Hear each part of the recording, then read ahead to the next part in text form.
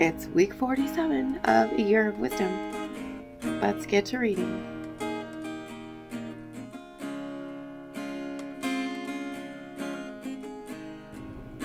Day 326. Job 31.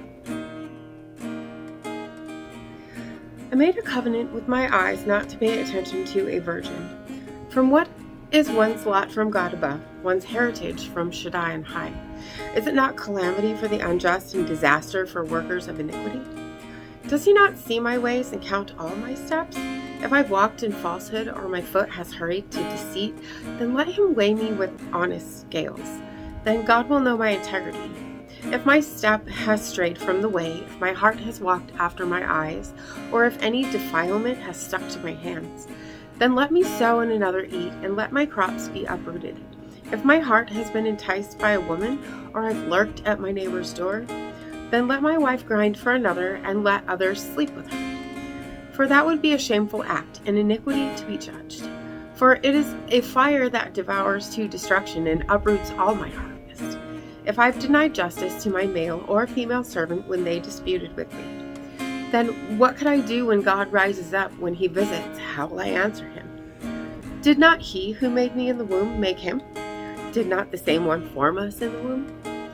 If I withheld the desires of the poor, or let the eyes of the widow to fail, if I ate my morsel of bread myself without letting an orphan eat of it, but from my youth I reared him as a father, and from my mother's womb I guided her, if I've seen anyone perishing for lack of clothing, or the needy without a covering, if his heart did not bless me as he warmed himself with the fleece of my sheep, if I've raised my hand against the orphan when I saw my support in the gate, then let my shoulder blade fall from my shoulder, and let my arm be broken off at the joint. For calamity from God was a terror to me, and because of his majesty I could do nothing. If I've put my confidence in gold, or said to fine gold, you are my security, if I've rejoiced because of my great wealth, or because of the abundance my hand acquired, if I looked at the sun when it shines, or the moon moving in splendor, so that my heart was secretly enticed and my hand threw a kiss from my mouth, then this also would be iniquity to be judged, for I would have denied God above. If I rejoiced at the enemy's misfortune, or gloated because calamity found him, I've not allowed my mouth to sin by asking for his life with curse. If anyone in my household has ever said, who has not been filled with his meat? But no stranger had to spend the night outside, for my door was open to the traveler. If I've covered my transgressions like Adam by hiding my guilt in my bosom, because I feared a great multitude and the contempt of clans terrified me, so that I kept silent and would not go outside. Oh, that I had someone to hear me. Look, here's my signature. Let Shaddai answer me. Let the accuser write the indictment. Surely I would carry it on my shoulder. I would bind it on me as a crown. I would give him an account of my steps. Like a prince, I would approach him. If my land cries out against me and its furrows weep together, if I've eaten its fruits without money, or caused the death of its owners, then let briars come up instead of wheat, and stinkweed instead of barley. The words of Job are ended. Proverbs 22. A good name is to be chosen rather than great wealth, and grace rather than silver or gold. Rich and poor have this in common: Adonai is the maker of them all. A crafty person sees danger and hides, but the naive keep going and suffer for it. The reward of humility and fear of Adonai is riches, honor, and life.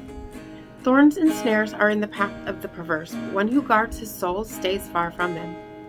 Train up a child in the way he should go. When he is old, he will not turn from it.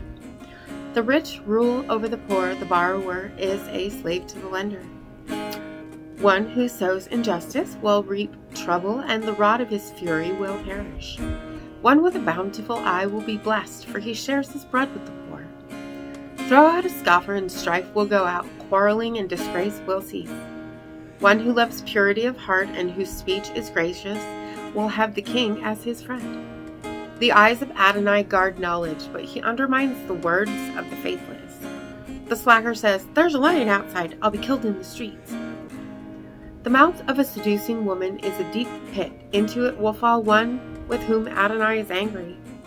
Foolishness is bound up in the heart of a child, but a rod of discipline will drive it far from him. The one who oppresses the poor to increase his own gain, and the one who gives to the rich both end in poverty. Incline your ear and listen to the words of the wise, and apply your heart to my knowledge. For it is delightful if you keep them within you, ready on your lips, so that your trust may be in Adonai. I made them known to you this day, even you. Have I not written to you 30 sayings of admonition and knowledge, to show you true and reliable words, that you may give a true answer to those who sent you? Do not rob a poor person because he is poor, nor crush the needy at the gate, for Adonai will plead their case, and rob life from those who plunder them. Do not be friends with one given to anger, or associate with a hot-tempered person, lest you learn his ways and entangle your soul in a snare. Do not be one who shakes hands or puts up security for debts. If you do not have enough to pay, why should your bed be taken from under you? Do not move an ancient boundary stone which your fathers set up. Do you see a man skilled in his work? He will stand before kings. He will not stand before obscure people. And, as always, thank you so much for being here today. If you haven't already, hit that subscribe button right there and click the bell if you want notifications. And hit that like button if you would for me. And I will see you tomorrow. Maranatha. I'm standing at the crossroads. I'm lost without a clue. I need a big pink neon sign to show me what to do. I thank you, Lord. It glorifies you when you're the only answer. I praise you, Lord, for holding what's too much for me. And I'm amazed by you, Lord, because nothing's too big and nothing's too small to lay at your feet.